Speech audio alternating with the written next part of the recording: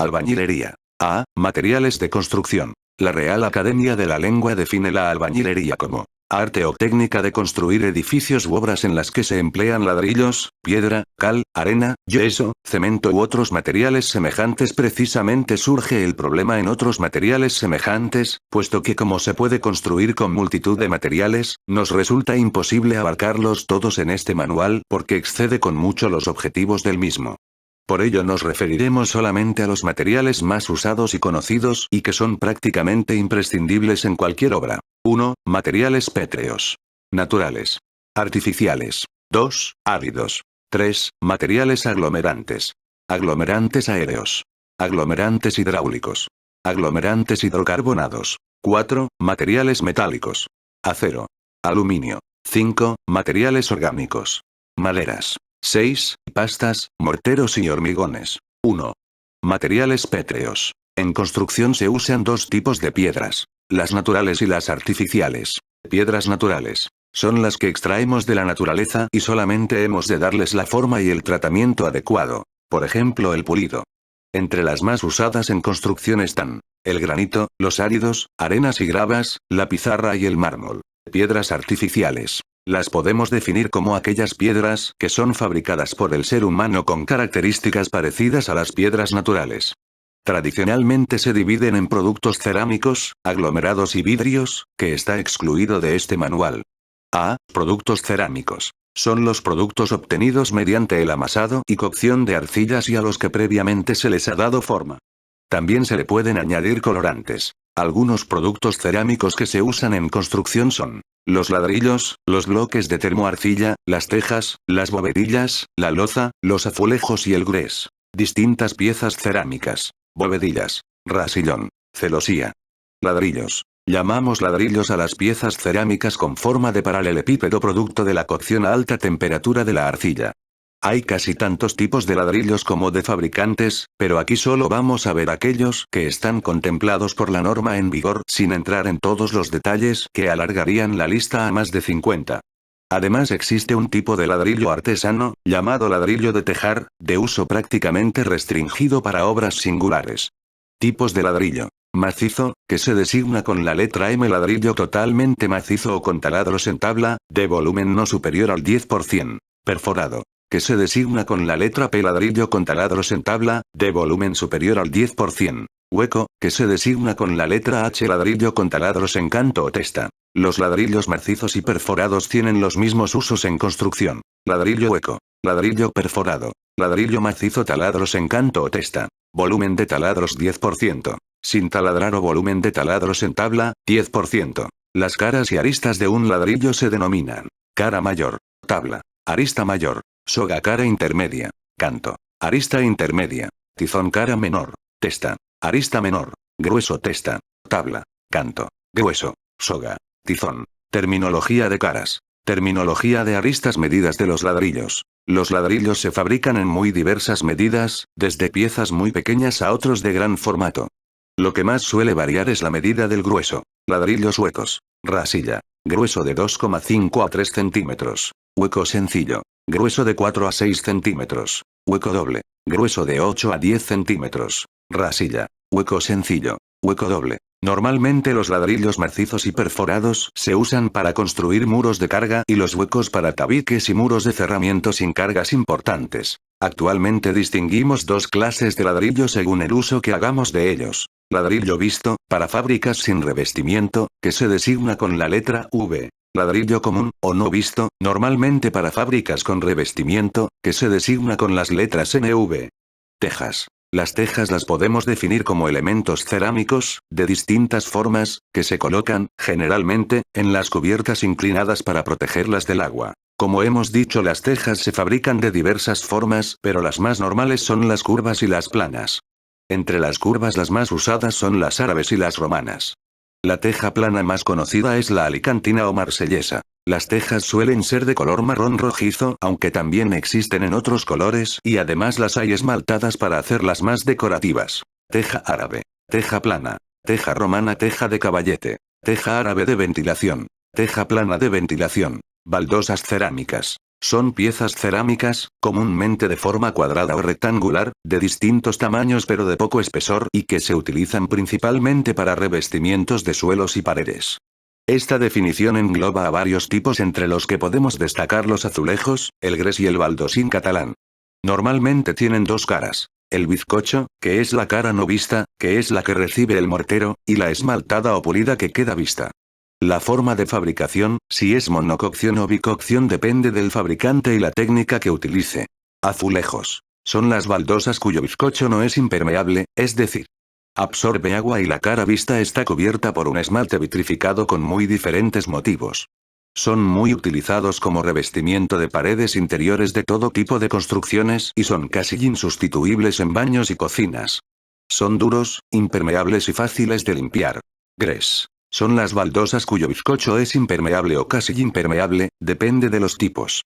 La cara vista está esmaltada con tonos desde mate a muy brillante y con varios colores y motivos. Se usa sobre todo como revestimiento de suelos interiores y algunos tipos que resisten bien la intemperie se colocan en fachadas y suelos exteriores. Baldosín catalán. Son las baldosas que, generalmente, no tienen la cara vista esmaltada, aunque es lisa, y tienen una absorción de agua alta. Suelen ser de color marrón rojizo y se suele utilizar en terrazas y balcones rústicos. Es normal dar un producto impermeabilizante a la cara vista para protegerlo y facilitar su limpieza. Bloques de termoarcilla. Son piezas cerámicas de baja densidad constituidas por múltiples celdillas, lo que les confieren una alta capacidad de absorción térmica y acústica, además de una resistencia mecánica importante. Estas cualidades hacen que se usen como sustitutos de los ladrillos en muros resistentes, sin recurrir al tradicional muro compuesto por citara, cámara de aire, y tabique. En viviendas unifamiliares y pequeñas construcciones incluso ahorra los pilares de hormigón ya que el muro de termoarcilla hace de estructura y muro de cerramiento a la vez. Los hay en varias medidas de ancho y las uniones verticales entre piezas son machimbradas. Bloque de termoarcilla visto desde arriba. Otros tipos. La loza es un tipo de cerámica que se emplea mucho en la construcción de aparatos sanitarios, lavabos, retretes, etc. Está constituida por arcillas blancas y que se recubre por un esmalte para hacerla dura, impermeable y fácil de limpiar. La porcelana es un producto parecido a la loza pero es más fina, dura y de mayor calidad, también se usa en aparatos sanitarios productos aglomerados. Se denominan así a los productos obtenidos al mezclar diversos productos con un aglomerante a los que se le da forma antes de que fragúen. Hay muchos materiales aglomerados en el mercado, pero solo vamos a ver los más importantes. Aglomerados de yeso. 1. Las placas de yeso. Se fabrican con yeso o escayola mezclados con fibras de vidrio, que se vierten sobre moldes. Suelen ser machimbrados para poder formar tabiques. También se fabrican placas de cartón yeso formada por un núcleo de yeso entre dos láminas de cartón.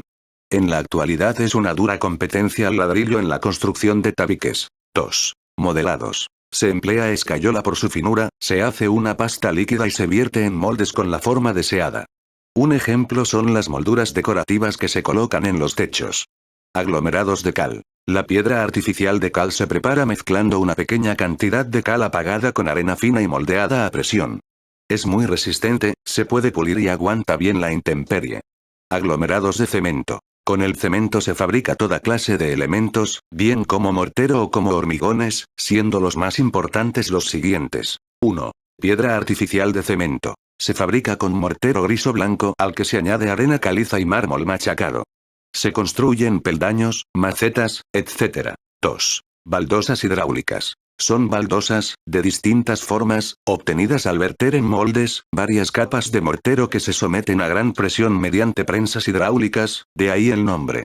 Se utilizan sobre todo en acerados exteriores. 3. Terrazo. Es una baldosa compuesta por una base de mortero de cemento, rugoso para facilitar su agarre y una cara vista formada por trozos de mármol u otras piedras aglomeradas por cemento blanco o coloreado. La cara vista se pule y como resultado da una baldosa muy decorativa y resistente. Se utiliza tanto en interior como en exterior. 4. Fibrocemento. Está compuesto por pasta de cemento al que se añaden fibras, antes amianto, y en la actualidad fibras de celulosa o de vidrio. Por su economía se suele utilizar en cubiertas de grandes naves industriales.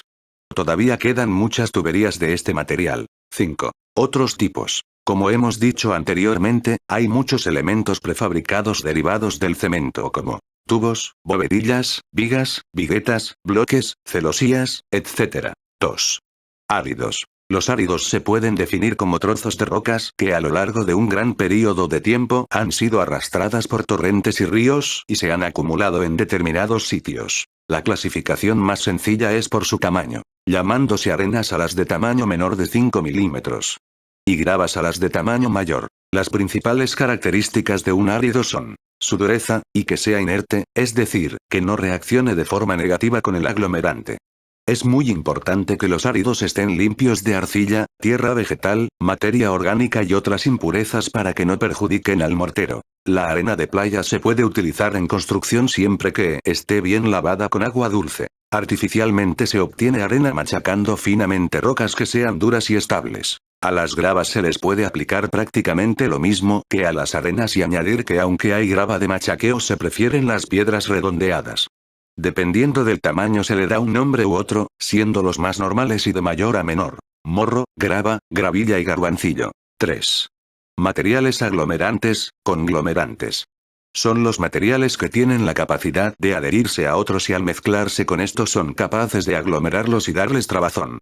En albañilería se usa indistintamente la palabra aglomerante o conglomerante.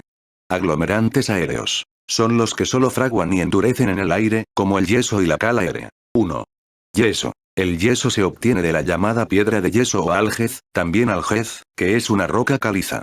Una vez extraída la piedra hay que molerla finamente y someterla a cocción. Antiguamente se clasificaba al yeso en yeso negro o gris, de mala calidad, usado en obras no vistas; yeso blanco, de mejor calidad, usado en obra vista; y escayola, el de más calidad. Actualmente el yeso se clasifica de la siguiente forma: yeso grueso, IC. Es el más vasto, se usa en obra no vista como tabique o bóvedas.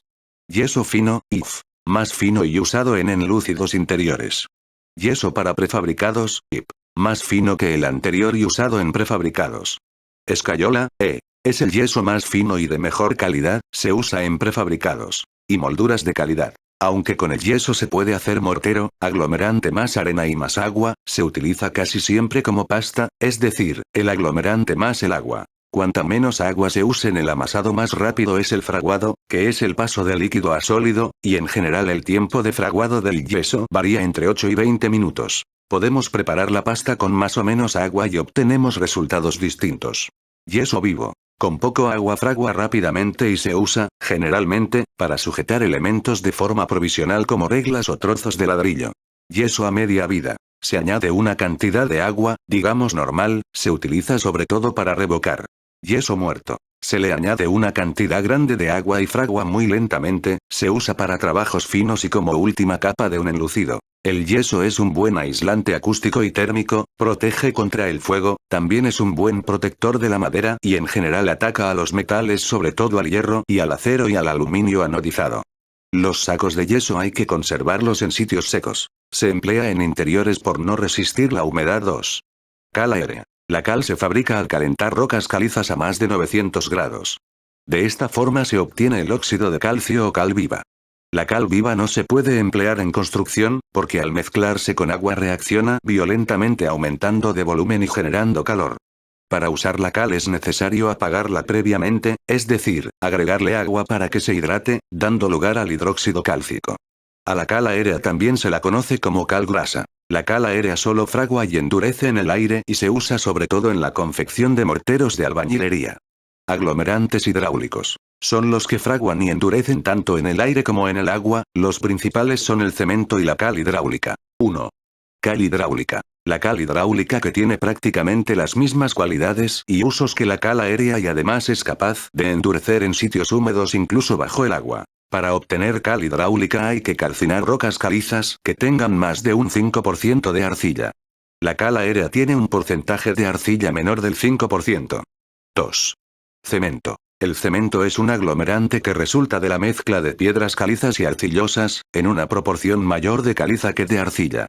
Este conjunto se muele y a continuación se introduce en hornos que lo calcinan a alta temperatura, al producto así obtenido, denominado clinker. Una vez frío se le añade yeso en una proporción muy pequeña y se somete la mezcla a una molienda, que da lugar a un finísimo polvo de color gris verdoso, que constituye el cemento. Existen muchos tipos de cementos, pero el más conocido y usado es el cemento Portland.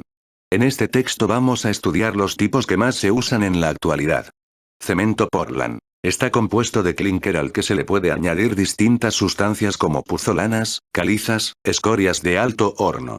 Cemento resistente a los sulfatos. Se usa en ambientes agresivos, como industrias, ambientes marinos, cloacas. Cemento resistente al agua de mar. Usado en ambientes marinos.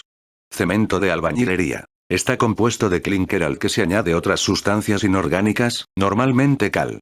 Es importante no usar cementos de albañilería para la fabricación de hormigones, estando limitado su uso a los morteros de albañilería, para fábricas de ladrillo, solados, enfoscados, etc.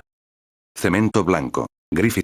También conocido como. Se consigue seleccionando las materias primas que lo componen. Tiene los mismos usos que el gris, aunque fundamentalmente se usa en elementos decorativos. Cemento aluminoso, tiene una alta resistencia y se usa sobre todo en obras de ingeniería civil. Los usos fundamentales del cemento son la confección de morteros y hormigones, y en la actualidad es un elemento insustituible en la construcción. Como precaución hay que evitar el contacto del cemento con lejías, jabón, azúcar y con los ácidos, puesto que estas sustancias le atacan. No se recomienda mezclar los distintos tipos de cementos, porque las características y comportamiento de la mezcla variarán. Aglomerantes hidrocarbonados. Son los que fraguan al enfriarse, como el betún y el alquitrán. 4. Materiales metálicos. A pesar de que en construcción se usan muchos tipos de metales, el más importante es el acero. El acero es una combinación de hierro y carbono, siendo el porcentaje de carbono, normalmente menor del 2%. También se le puede añadir otras sustancias para darle otras propiedades. El acero es un elemento imprescindible en construcción, pues forma parte de todas las estructuras metálicas y de hormigón armado, vigas, pilares, cimientos, etc. Tiene unas altas resistencias tanto a compresión como a tracción. Las formas más habituales que presenta el acero son en forma de chapas, barras, tubos, pletinas, etc. En las siguientes figuras podemos ver algunas de estas formas. Chapa. Perfil H. Perfil U. Perfil I5. Maderas. La madera es un material de origen orgánico que se usa de forma abundante en construcción. Según el uso que le demos, normalmente, distinguimos dos tipos. Carpintería de armar. Para construir los armazones de los edificios, es decir, las partes que componen la estructura del mismo. Para este tipo de trabajo se suelen utilizar maderas de coníferas por su resistencia y grandes escuadrías. Por ejemplo, los pinos y los abetos. En la actualidad la madera maciza se está sustituyendo por otros tipos como el contrachapado. Carpintería de taller. Es la que se utiliza para construir puertas, ventanas, así como los marcos y premarcos de los mismos. Las maderas más utilizadas en este tipo de carpintería son el pino, abeto, roble, sapeli. Otro uso muy importante de la madera en construcción es el de los encofrados, se suelen utilizar tablas de pino o abeto de baja calidad y tableros contrachapados y aglomerados. 6. Pastas, morteros y hormigones. 1. Pastas. Se denomina pasta a la mezcla de un aglomerante y agua. En construcción la pasta más usada es la de yeso que se emplea con muchísima frecuencia, sobre todo en enlúcidos interiores. Dependiendo del uso que le demos, la relación de yeso/agua, dosificación, variará. Por ejemplo, una relación de 2 partes de yeso y 1,5 partes de agua. La dosificación se expresa poniendo primero el aglomerante y después el agua. 2. 1,5. Yeso. Agua. En cualquier caso es función del oficial especificar la dosificación de la pasta. Tanto las pastas como los morteros y los hormigones se pueden dosificar en peso o en volumen, siempre que se haga igual con todos los componentes. Por ejemplo, una pasta formada por 2 kilos de yeso y 1,5 kilos de agua. Si lo hacemos en volumen sería 2 espuertas de yeso y 1,5 de agua. 2. Morteros. Mortero es la mezcla de un aglomerante, arena y agua. Existen morteros de cemento, cal o yeso dependiendo del aglomerante utilizado, el de cal se usa poco y el de yeso, prácticamente no se usa. La forma de expresar la dosificación es análoga a la de las pastas. Aglomerante, arena, agua. Mortero mixto, compuesto o bastardo es aquel en el que mezclamos 2 aglomerantes con arena y agua. Podemos obtener mortero bastardo de cal y cemento, y mortero bastardo de yeso y cal. Nunca se mezclan cemento y yeso. Independientemente de lo anterior, sin duda el más usado es el mortero bastardo de cemento y cal. La dosificación la expresamos de la siguiente manera. Primero aglomerante. Segundo aglomerante. Arena. Agua. Es muy normal que en la dosificación se omita el dato del agua y que sea el operario el que decida la cantidad de agua a añadir. En este caso la última letra indica el número de partes de arena, quedando así en caso de un mortero bastardo. Primero aglomerante. Segundo aglomerante. Arena. Las dosificaciones las establece el oficial, y el peón confeccionará la mezcla según sus instrucciones. Normalmente cuanto más resistente se necesita que sea un mortero, más cemento hay que añadir, pero tiene el inconveniente de que se agrieta con más facilidad, por eso se le añade cal que lo hace más elástico y soporta mejor pequeños movimientos o dilataciones del soporte. Por este motivo se usan más los morteros bastardos para enfoscados y enlúcidos y alicatados y solados. Dependiendo de la dosificación, los morteros de cemento, que son los más usados, se clasifican en morteros pobres. Una parte de cemento y entre 6, 8 de arena. Se emplean en obras que exigen poca resistencia e impermeabilidad, por ejemplo, solerías, tabiques y muros con poca carga. Morteros ordinarios. Una parte de cemento y entre 4, 5 de arena. Se emplean en obras que requieren una impermeabilidad y resistencia de tipo medio, por ejemplo, fábrica de ladrillo y enfoscados. Morteros ricos. Una parte de cemento y entre 2, 3 partes de arena. Se emplean en obras de gran resistencia o que sean impermeables, como enlúcidos en zonas húmedas, enfoscados de arquetas. En la actualidad, la industria cada vez más fabrica diferentes tipos de morteros ya preparados a los que solamente hay que añadirles agua. Además de morteros corrientes de cemento, ya ensacados, hay otros con características especiales como mortero cola o cemento cola, formulado con cemento, arena y aditivos especiales, normalmente resinas. Indicado para pegado de cerámicas. En piezas de más de 30x30 cms. Debe usarse un doble encolado. Morteros de rejuntado o látex. Para el rejuntado de llagas, se aplica a pistola o con paletín. Morteros hidrófugos, para tratamiento de la humedad. Mortero refractario. Está formulado a base de cemento y áridos especiales, seleccionados que le proporcionan la capacidad de resistir temperaturas de hasta 1200 grados. Mortero monocapa. En una sola operación queda terminado el paramento. Albañilería. 3. Hormigones. El hormigón lo podemos definir como un mortero de cemento al que se añade grava, o sea una mezcla de cemento, arena, grava y agua. La dosificación del hormigón se expresa de la siguiente manera. Cemento, arena, grava, agua. El hormigón una vez seco da como resultado un elemento de aspecto pétreo con una elevada resistencia, llamado hormigón en masa.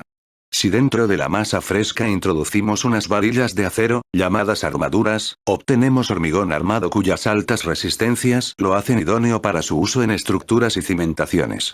En la actualidad es el material más usado en la construcción de vigas, pilares, forjados y en general todos los elementos resistentes. Tiene la ventaja de elaborarse in situ, vertiéndose en moldes llamados encofrados, donde se le da la forma deseada. También se usa mucho en elementos prefabricados muy variados como viguetas, bovedillas, bloques, tejas, etc. Ve herramientas. Para empezar, y como punto de arranque, debemos de insistir en el especial cuidado que debemos tener con nuestras herramientas. Su estado es uno de los factores que van a determinar la calidad de nuestro trabajo. Mantenerla limpia y en buenas condiciones nos garantizará un trabajo más seguro y eficaz. Sobre este punto se aconseja mantenerla lejos de la humedad para que no se oxide, o protegerla convenientemente. Engrasar las partes que tengan rosca. Si es una herramienta eléctrica, mantener siempre en buen estado el cable y el enchufe. Si tuviera filo agudo o cortante, aislarlo con una funda o protegerlo con un trapo. Después de trabajar o cuando vayamos a hacer un descanso prolongado, no dejarla tirada ni en sitios donde pueda constituir un riesgo para otros. Si es una herramienta pequeña, no introducirla en bolsillos poco profundos o sujeta de cualquier manera en el cinturón. Piensa que no estás solo y se te puede caer lesionando a un compañero. Trátala siempre como si fuera tuya y ten presente que un albañil, por muy bueno y habilidoso que sea, con una mala herramienta no podrá hacer un buen trabajo. Herramientas para el movimiento de tierras. Pala. Está constituida por una chapa fuerte de hierro plana o ligeramente curvada, que puede terminar en borde recto, carbonera, o ligeramente apuntado, de corazón, permitiendo una más fácil penetración en las tierras compactas por su forma de cuña. Sirve para remover, cargar, transportar o arrojar tierras, áridos, conglomerantes, escombros, etc. Pico. Herramienta formada por una barra de hierro acerado, de forma curva y terminado en punta en uno de sus extremos, siendo el otro en forma de azuela, con un ojo en su parte central que permite enastar el mango de madera, siendo usado para cavar, remover tierras duras y desbastar la piedra. Pisón. Esta es ya una pieza pesada destinada a apretar o apisonar terrenos o materiales mediante golpes verticales y continuos. Pistolete o palanqueta. Herramienta que sirve para hacer agujeros profundos en suelo. Útiles y herramientas para la preparación de morteros y hormigones. Artesa. Cajón rectangular por lo común de madera o de goma que por sus 4 lados va angostado hacia el fondo, utilizado para el amasado de pequeñas cantidades de pastas o morteros. Hormigonera. Sirve para la confección de morteros y hormigones, resulta de gran utilidad en la construcción de pavimentos y cimientos. Dispone de ruedas para su transporte. Raidera o ros. Herramienta utilizada para la confección de morteros, hormigón, amontonado de arenas, etc. Tamiz. Trama metálica con unos espacios de un tamaño determinado, a través de los cuales pasan las partículas menores que ellos, quedando retenidas las de mayor tamaño. Destinada fundamentalmente a la criba de áridos mediante un movimiento de vaivén, por sacudidas o vibraciones, zaranda, cedazo, criba, etc. Útiles para el transporte. Carretilla. Carro pequeño de mano generalmente de una sola rueda y 2 pies sobre los que descansa. En las obras es utilizado en el traslado de tierras, arenas y otros materiales. Carretilla basculante. La caja de esta carretilla puede levantarse hacia adelante para su descarga. Posee una capacidad de carga superior que la anterior y la posición de las 2 ruedas neumáticas hace que gravite sobre ellas, por lo que la fatiga del operario es mínima. Se diseñan teniendo en cuenta que sean de fácil acceso a través de marcos de puertas.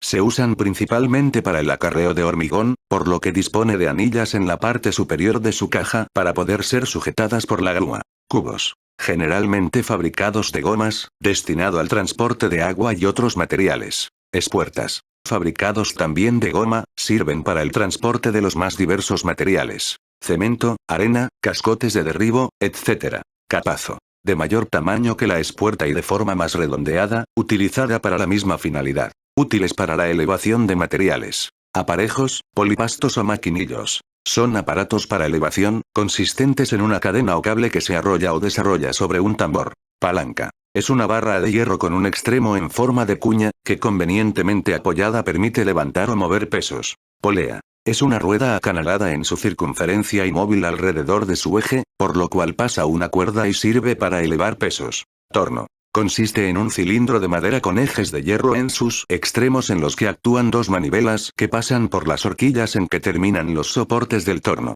Alrededor del cilindro va arrollada la cuerda. Tráctel. Es un aparato de tracción y elevación que actúa mediante anclaje, gracias a un cable y un sistema de palancas.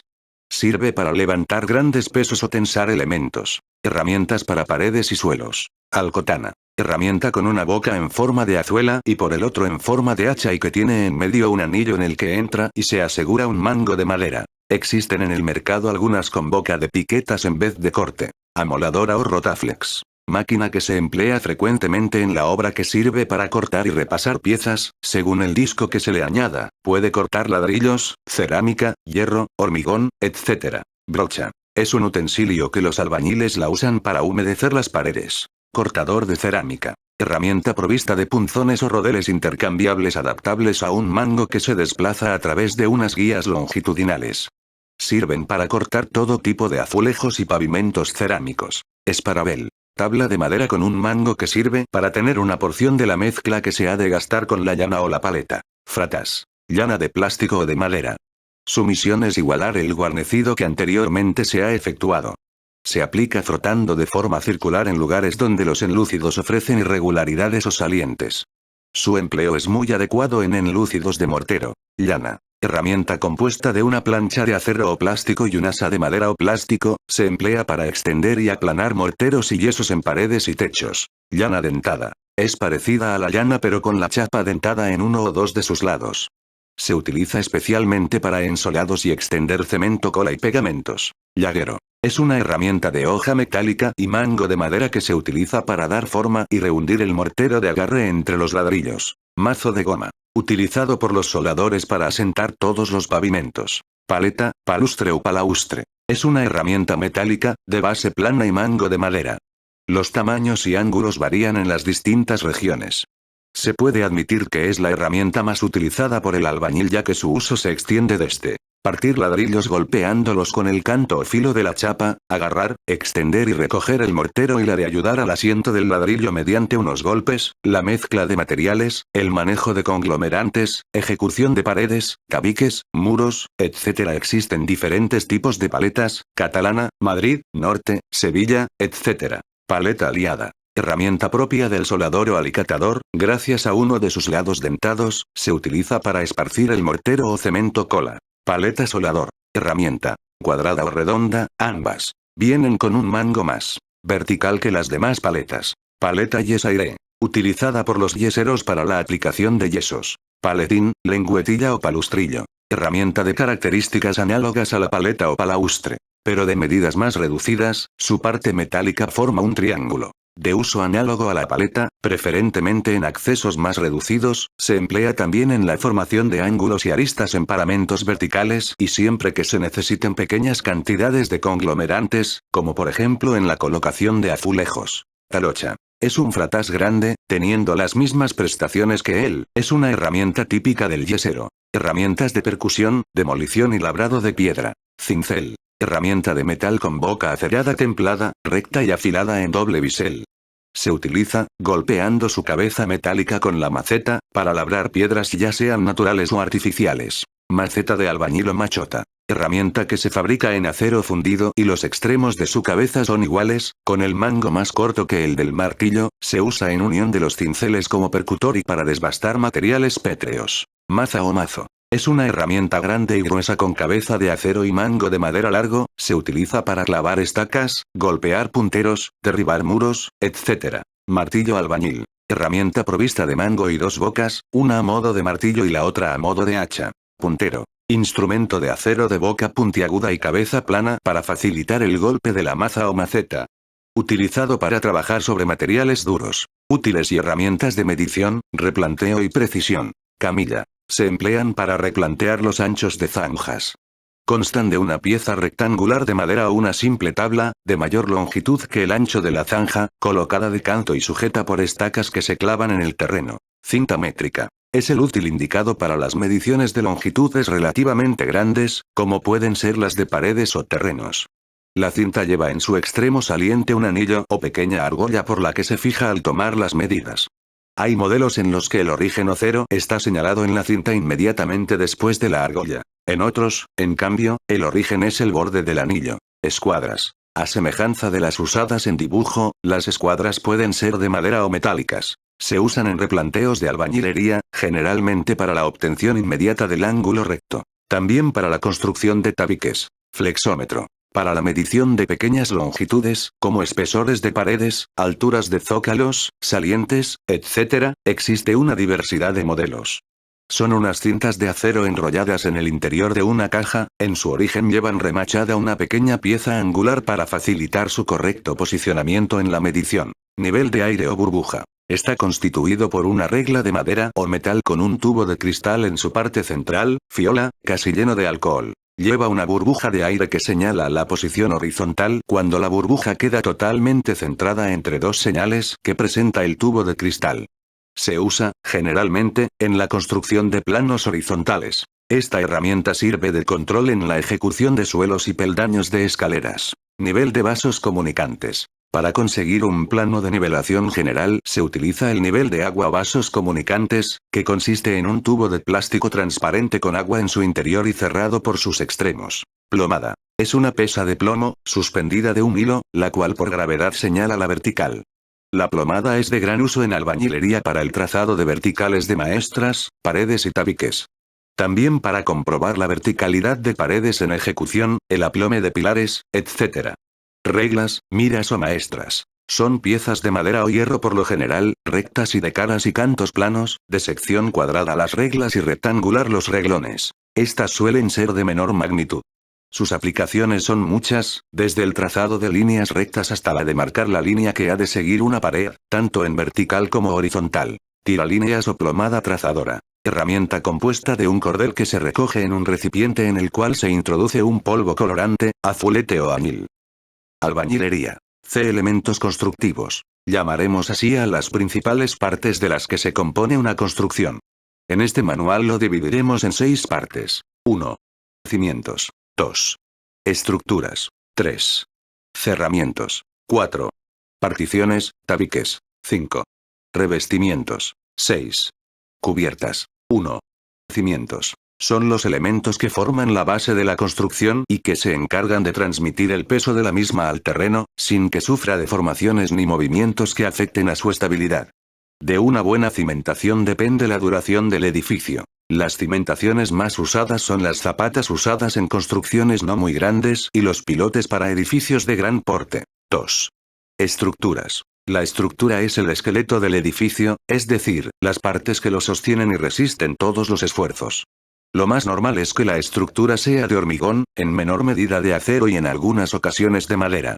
Los elementos principales que componen la estructura son: forjado. Es el elemento horizontal que hace de suelo o de techo. Lo forman las viguetas, bovedillas y el hormigón que las recubre. Viga. Es el elemento horizontal que sostiene el peso de los forjados y que está apoyada en sus extremos. Normalmente son de hormigón, metálicas y más raramente de madera. Pilar. Es el elemento vertical que sostiene todo el peso de las vigas, es decir, de todo el edificio. Normalmente si es de hormigón se llama pilar, si es de acero soporte, si es de madera pie derecho y si es de piedra columna. Arco. Es la estructura curva que cierra un hueco entre dos pilares. Tiene la misma función que una viga. Bóveda. Es la estructura curva que cierra una superficie entre varios pilares o muros. Cúpula de media naranja. Cañón seguido clave. Dovelas. Luz. Muro. Es el elemento vertical continuo que soporta el peso de los forjados. También existen los muros de cerramiento. Normalmente son de fábrica de ladrillo, hormigón y bloques. La forma en que se disponen los ladrillos se denomina aparejo. Principales tipos de muros: fábrica, de ladrillo, cimiento, verdugada, témpano, verdugada, con llaves, témpano, muro aparejado, muro doblados, muro verdugado, llaves, pilastras, llaves, muro apilastrado, muro capuchino. Denominamos aparejo a la forma en que se disponen los ladrillos, bloques, piedras, etc., formando sus llagas y tendeles un determinado dibujo. Los aparejos más utilizados en la construcción de muros son los siguientes: aparejo a sogas, aparejo a tizono a la española, aparejo inglés, aparejo a sardinelo rosca, peldaños. La forma de denominar a los muros según su grueso depende del número de pies que tenga de espesor. Un pie se corresponde con la longitud de la soga, así un muro de un pie tendrá un espesor de entre 24, 29 centímetros. Dependiendo del ladrillo. También se utiliza frecuentemente la expresión hasta en lugar de pie. Un caso particular son los muros de medio pie a los que se le conoce normalmente como citaras. Muro de medio pie o citara. Muro de un pie, escaleras. Aunque no forma parte del armazón estructural, se suele realizar a la vez que el resto de la estructura, por eso la englobamos dentro de este apartado. La escalera es el elemento constructivo que se utiliza para acceder a superficies que están a distinta altura. Las escaleras suelen ser de madera, ladrillo, hormigón o metálicas. Las partes principales de una escalera son: zanca, viga resistente que puede ir en el centro o a los lados de la escalera. Peldaño. Cada una de las partes de los tramos de una escalera en la que se apoya el pie para subir o bajar. El peldaño se compone de huella y tábica. La huella es la parte horizontal del peldaño y la parte vertical se denomina tábica o contrahuella. La medida más adecuada del peldaño es de 17 centímetros. Para la tábica y 29 cm. Para la huella, aunque oscila según los casos. El peldaño puede ir revestido o no. En el peldaño, destaca el saliente frontal de los escalones, llamado nariz o bocel. Cuando este saliente está realizado con un listón de madera o metal se le llama mamperlán, zanquín, rodapié de la escalera, arranque, comienzo de la escalera, meseta, superficie horizontal entre dos tramos. Desembarco, final de la escalera tramo, conjunto de peldaños entre dos mesetas, no más de 10 o 12 peldaños. Huella, tábica, o contrahuella, nariz, o bocel, viga zanca. 3.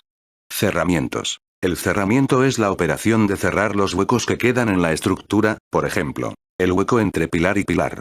El cerramiento cumple la misión de proteger el interior de la vivienda de las inclemencias del tiempo. Por tanto debe aislar tanto térmica como acústicamente. En la actualidad el sistema de cerramiento más usado es el muro de ladrillo. También son muy usados los bloques de hormigón. Exterior, interior, exterior, interior, exterior, interior. 4. Tabiques. Un tabique lo podemos definir como aquel elemento que separa dos espacios en un local y que por lo común no soporta cargas de la estructura. El material que forma el tabique es muy variado y depende del uso que tenga el local. Se suelen instalar de un tipo o de otro. Pueden ser de ladrillo cerámico, placas de yeso o escayola, de vidrio, de aluminio, de cartón yeso, etc. o combinando varios materiales. En la actualidad los más utilizados son los de ladrillo y cartón yeso. El tabique debe ser rígido, resistente, aislante y ligero de peso. Tabiques de ladrillo. Es una pared divisoria de espesor variable construida con ladrillo generalmente hueco y ocasionalmente macizo, colocado generalmente a panderete y tomado con pasta de yeso o mortero de cemento. Aparejo a panderete horizontal y vertical. El tabique más normal usado en viviendas suele tener un espesor de 7 centímetros. 4 centímetros. Del ladrillo hueco simple, más 1,5 centímetros. Por cada lado del revestimiento. En el baño y la cocina, que tienen que llevar conducciones de agua, se suele usar el tabicón, que no es más que un ladrillo hueco doble. Cuando los tabiques sobrepasan una cierta longitud, sobre 3,50 metros, deben ir arrastrados a otros elementos de la obra, como muros, pilares, etc. Ladrillos hueco. Ladrillos doble hueco. Normalmente un tabique no debe exceder de 5 o 6 metros de longitud. Pero cuando en algún caso, debe superar estas dimensiones, es necesario dar rigidez y resistencia al tabique ordinario. Esto se consigue doblándolo, es decir, adosándole otro tabique. El tabique que se adosa al primero u ordinario, se realiza como si se hiciera un aplanado a este, empleándose tabique doblado. Pieza de vidrio. Pieza de vidrio. Juntas. Tabique de vidrio. Ladrillo de la misma clase o de otra y colocando en diagonal. Tabiques de vidrio. Estas baldosas de vidrio se toman con mortero de cemento Portland u otros adhesivos formando juntas no inferiores a 5 milímetros de espesor. Para la construcción de tabiques translúcidos se emplean unas piezas huecas, baldosas, pavés, construidas a base de vidrio, con unas características especiales para garantizar la unión, rigidez y resistencia de los tabiques. Tabique de cartón yeso. Se trata de un sistema de tabiquería formado por estructura de perfil laminado galvanizado sobre la que se atornillan unas placas de cartón yeso por ambas caras, entre la cual se puede colocar el aislante que se precise si se cree necesario para el uso que se le va a dar al mismo, permitiendo colocar canalizaciones de fontanería como instalaciones eléctricas. La estructura metálica va fijada a las paredes y al suelo y techo y constituyen el soporte para el montaje de las placas. 5. Revestimientos. Definimos el revestimiento como la colocación de una capa, de diferentes materiales, específico con el propósito de proteger, por ejemplo del agua, y barra o adornar una superficie. Según el tipo de material que empleemos en el revestimiento lo dividimos en revestimientos continuos. Se ejecutan en obra y están formados por un aglomerante y un material añadido. Son los enfoscados, enlúcidos, guarnecidos, tendidos, alquitranes, etc.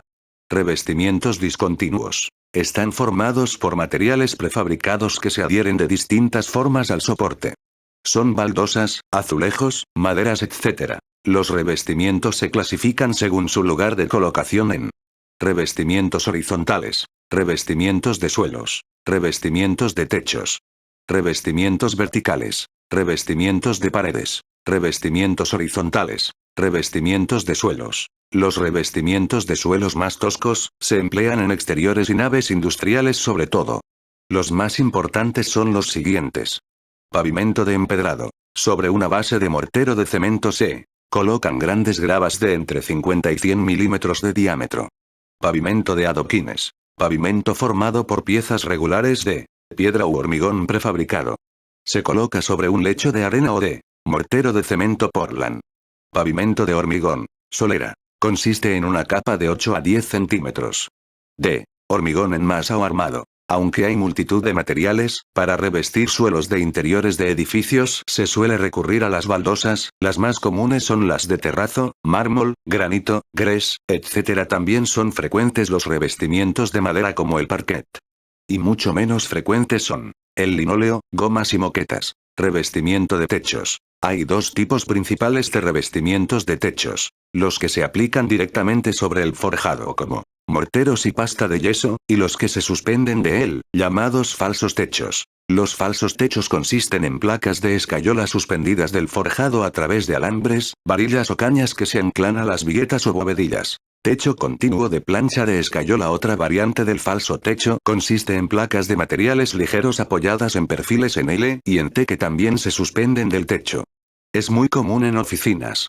Los falsos techos se utilizan normalmente en baños y cocinas y para ocultar las instalaciones que discurren por el forjado. Revestimientos verticales. Revestimientos de paramentos. Con fijación de cañas. Forjado. Cañas. Placas. Escayola. Hay tantos materiales que se usan en construcción para revestir paredes que solo podemos hacer referencia a los más comunes.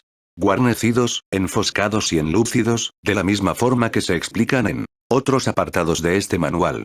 Alicatados, revestimiento a base de azulejos. Chapados, revestimiento a base de chapas o placas de piedra, madera, corcho, metal, etc. Tejidos y papel, revestimiento a base de textiles o moquetas o papel pintado. Pinturas, revestimiento a base de distintos tipos de pinturas para embellecer y proteger la pared. 6. Cubiertas. Una definición simple de cubierta es sistema de cierre en la parte superior de una construcción. También es la parte exterior de la techumbre de un edificio. La cubierta debe garantizar la impermeabilidad y el aislamiento del edificio. Debe ser en general ligera para evitar sobrecargas, impermeable a la lluvia o nieve, aislante, resistente a los choques y al viento e incombustible. Según su forma, las cubiertas se dividen en planas e inclinadas. Cubiertas planas son aquellas con una pendiente no mayor del 5%. Las cubiertas planas se subdividen en transitables, que son las cubiertas que permiten el uso y permanencia de las personas en ella. No transitables. No permiten el uso y permanencia de las personas en ella, aunque sí se pueden pisar para labores de mantenimiento. Cubiertas inclinadas. Son aquellas que tienen una pendiente mayor del 5%. En general estas cubiertas no son transitables. A las cubiertas anteriores también se las llama azoteas. En caso de tener una inclinación mayor del 15% se las conoce como tejados. Las azoteas transitables se suelen terminar con un ladrillo fino, las azoteas intransitables con grava y los tejados con tejas. Esto es lo más común, pero en el mercado hay multitud de materiales para la construcción de cubiertas como pizarra, materiales metálicos, sintéticos, etc. Ladrillo fino prensado. De técnicas de albañilería. Nivelación. Nivel de burbuja. Cuando se quieren nivelar, poner dos puntos a la misma altura, puntos poco alejados, aproximadamente a 1 o 2 metros de distancia, se utiliza el nivel de burbuja al que ya nos hemos referido en el apartado dedicado a herramientas. Es importante comprobar con frecuencia que el nivel no esté desajustado, para lo que basta con ajustar 2 puntos de nivel y volver el nivel de burbuja en el sentido opuesto, debiendo dar la misma inclinación. Nivel de goma o de agua. También puede conseguir un plano de nivelación por medio de un nivel de goma. Este nivel, basado en la teoría de los vasos comunicantes, consiste en un tubo de plástico transparente, con agua en su interior y cerrado en sus extremos. Un operario sujeta el tubo haciendo que coincidan el plano del agua y la raya de nivel de referencia. Otro operario coloca el tubo en el sitio deseado, algo encima del nivel previsto, y quita el tapón. Cuando el agua en las dos puntas de la goma permanece quieta, quiere decir que están a la misma altura. A diferencia del nivel de burbuja, con este también podemos nivelar puntos que se encuentren más alejados. Nivel láser. En la actualidad hay en el mercado, niveles láser que se caracterizan por proyectar un punto de luz láser, marcando líneas con total exactitud. Aplomado. El aplomado consiste en trazar o comprobar líneas verticales. Se hace por medio de la plomada. En algunas alturas que no pasan de 6 metros aproximadamente, se utiliza una plomada ligera, pero en construcciones de gran altura se necesitan plomadas muy pesadas. Confección de morteros. El amasado de los morteros de cemento o cal se realiza preferentemente con hormigonera, batiendo el tiempo preciso para conseguir su uniformidad, con un mínimo de 1 minuto. Cuando el amasado se realice a mano, se debe usar roso raedera y proceder de la siguiente manera. 1. Sobre una superficie limpia e impermeable se vierte la arena y el cemento y a continuación se formará un montón con el material ligado. 2, 3. En el montón ligado haremos una hondonada en el centro. 4. Iremos añadiendo agua, moviendo a continuación la liga. 5. A la masa anterior le daremos al menos 3 batidas completas. Tiempo de utilización. El mortero de cemento se utilizará dentro de las 2 horas inmediatas a su amasado. Durante este tiempo podrá agregarse agua, si es necesario, para compensar la pérdida de agua de amasado. Pasado el plazo de 2 horas, el mortero sobrante se desechará sin intentar volverlo a hacer utilizable. Confección de la pasta de yeso. El yeso se amasa en una artesa de madera, o mejor aún de chapa galvanizada, usando una paleta inoxidable, porque el yeso favorece la oxidación del hierro y si fuera de acero corriente pronto se estropearía. Se llena la artesa de agua hasta la mitad, se añade a continuación el yeso, espolvoreando hasta que empiece a sobresalir de la superficie del agua, y se remueve con la paleta. El yeso fragua enseguida, sobre todo si se ha amasado con poco agua. Tarda de 3 a 8 minutos en comenzar a fraguar, por eso hay que usarlo enseguida. Dependiendo de la cantidad de agua que agreguemos al yeso lo usaremos para una cosa u otra. Yeso vivo. Poca cantidad de agua. Agarre rápido. Yeso a media vida. Cantidad media de agua. Revocos. Yeso muerto. Mucha cantidad de agua. Enlúcidos. Confección de hormigón. La fabricación del hormigón, aunque se puede realizar a mano, casi siempre se realiza de forma mecánica, con la hormigonera.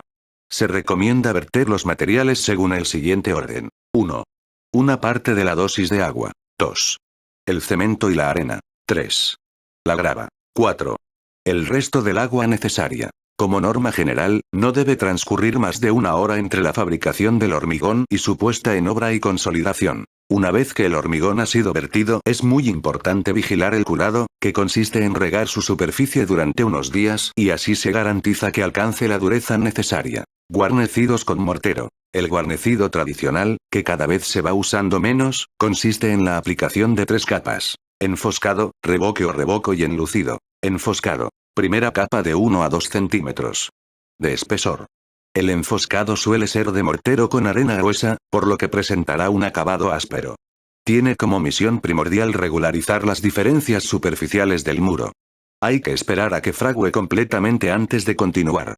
El enfoscado puede hacerse sin maestras o maestreado, que consiste en la colocación de miras o maestras que servirán de guías a la regla. Revoco. Segunda capa de 0,5 a 1 centímetro de grosor. El mortero empleado en esta capa suele ser con arena más fina que el enfoscado. Enlucido. La última operación es la de enlucido, que consiste en la aplicación de una delgada capa que se aplica sobre el revoco y se alisa. Entre capa y capa es conveniente humedecer la pared, para evitar la absorción de agua del mortero. Guarnecidos de yeso. El guarnecido de paramentos suele realizarse con yeso amasado, aplicándose por lo general en 2 capas, la primera de unos 12 milímetros que se dará sobre la superficie previamente limpia y humedecida. Una vez fraguada esta y cuando tenga la suficiente consistencia se aplicará la segunda capa. El enlucido, que consiste en una segunda capa de pasta de yeso de unos 3 mm de espesor y que deberá quedar plana y lisa. Antes de aplicar el enlucido es conveniente rayar y limpiar las superficies. Durante el fraguado hay que evitar golpes o fuertes vibraciones ya que afectan a la pasta de yeso. Material de ayuda didáctica: peones, oficios, alicatado. La primera operación a realizar para alicatar una superficie es preparar el soporte. La superficie que va a recibir el alicatado debe estar limpia y seca, con la capa de acabado perfectamente fijada y plana. El modo de fijar el revestimiento cerámico dependerá del tipo de superficie o de si ha sido previamente revestido. En la actualidad la forma más usual de adherir los azulejos es mediante cemento cola y similares, colas, mortero cola, etc. La utilización de mortero para fijar azulejos está en desuso. En el caso de paramentos pintados no es aconsejable colocar directamente los azulejos. Es necesario eliminar primero la pintura. Un paramento regular es fundamental para garantizar un buen alicatado. Colocación del alicatado. Lo primero que hay que hacer es situar una guía horizontal. Esta guía es el tendel, al que ya nos hemos referido anteriormente. Hay que verificar cuidadosamente, por medio del nivel, la horizontalidad del tendel para asegurar que la hilada quede paralela al plano del suelo. Hecho esto, podemos comenzar con la primera hilada, que será siempre la inferior, dejando un espacio para el zócalo o rodapié. La hilada inicial debe sujetarse convenientemente hasta que el material de agarre se haya secado. Para ello debe situarse un tope que impida desplazamientos en las piezas. Puede emplearse como tope una regla clavada en la pared o cualquier otro dispositivo similar. Una vez colocada la primera baldosa se van colocando las demás, dejando entre ellas una separación de unos 2 milímetros, para formarlas juntas. Por encima de ella, se colocará la segunda hilada, y así sucesivamente. Por último, se coloca el rodapié o la hilada base. Conforme se van colocando piezas se van golpeando con el mango del balaustre para asegurar su perfecta fijación. Normalmente los azulejos deben de ser remojados antes de su colocación y así se evita que absorban agua del mortero. La lechada. Lechada de cemento. Se utiliza cemento blanco puro mezclado con agua. Es importante que la lechada no esté muy espesa, con lo cual taparíamos superficialmente la junta, ni muy disuelta, escurriría constantemente y nos costaría muchísimo trabajo tapar la junta. Extendemos la lechada con un cepillo sin mango, hasta que las juntas queden completamente tapadas. No es conveniente extender más de 5 o 6 metros cuadrados de una vez, secaría muy rápidamente y costaría mucho trabajo limpiar el azulejo. Dejamos que el cemento repose de 15 a 25 minutos y a continuación, se limpia con un repartidor de goma. Seguidamente repasamos todas las juntas con un trozo de madera de punta roma, con esto conseguimos compactar y limpiar el exceso de cemento. Finalmente con un estropajo de esparto limpie toda la superficie para quitar el polvo y restos de cemento. Material de ayuda didáctica: peones, oficios, glosario. Alero. Es el borde saliente y más bajo de los planos. Albañilería. Glosario. Alero. Es el borde saliente y más bajo de los planos inclinados de la cubierta. Antepecho. Pretil o baranda que se coloca en lugares altos para preservar de las caídas. Aplomo. Término que significa que el elemento al que se le aplica está vertical con respecto al suelo. Apuntalar. Sostener o afirmar un elemento arquitectónico. Arras. Cuando un elemento o construcción está a nivel de la superficie de un terreno. Asiento. La capa de argamasa, hormigón, etc. sobre la que se colocan los ladrillos o baldosas al pavimentar. También es conocida así, la camilla utilizada en labores de replanteo. Bordillo. Pieza prismática utilizada en pavimentación vial, para diferenciar niveles de tránsito. Bovedillas. Piezas huecas de diferentes dimensiones que se colocan encajadas entre las viguetas. Brocal. Antepecho que circunda la boca de un pozo.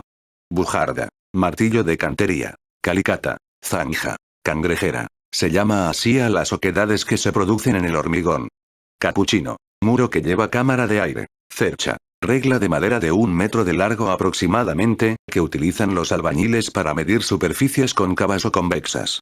Nombre que reciben las vigas trianguladas que soportan cubiertas. Cimbra. Armazón de madera que se utiliza a manera de plantilla para construir arcos y bóvedas. Clave. Dovela central del arco. Cono de Abrams. Sirve para determinar la consistencia de los hormigones. Degollar. Pasar la punta de la paleta por las juntas de una fábrica o aparejo. Descafilar. Limpiar los ladrillos o baldosas del mortero que puedan tener adherido. Dovela. Cada una de las piezas de que se compone el arco. Entibar. Fortalecer con maderos una excavación. Escalfado. Se denomina así a las vejigas o abultamientos que se producen en los paramentos por una mala aplicación del revoque o sus componentes. Estucado. Es un tipo de revestimiento usado en albañilería. Fraguado. Paso de acuoso a consistente con trabazón de una masa. Gresite. Son pequeñas piezas de gres que permiten alicatar superficies curvas con facilidad. Hilada. Lecho formado por una misma capa de ladrillos. Intrados. Es el lazo paramento de un muro que queda oculto. También se conoce por sofito. Jácena o maestra. Viga que soporta el peso de una pared o de otras vigas. Líneas o cuerdas de atirantar. Cordeles que se sujetan sobre soportes, que se utilizan para el replanteo. Llagas. En las fábricas de ladrillos, se les llama a las juntas verticales entre ladrillos. Marmolina. Mármol molido. Mechinales. Orificios que se dejan en los muros de contención para la salida del agua. Pedestal. Base que sirve de soporte a una columna. Pella. Porción de masa de pasta o mortero. Pilastra. Se denomina así a una columna de sección cuadrangular. Piquetes. Vástagos de acero que se clavan verticalmente a la tierra para señalar la vertical de un punto. Recochos. Aquellos ladrillos que están bien cocidos y presentan una notable resistencia. Riostras. Tienen por finalidad asegurar la invariabilidad de un ángulo o armazón. Ripios. Son trozos de ladrillos. Roza, regola o regata. Canal abierto mediante martillo y cincel.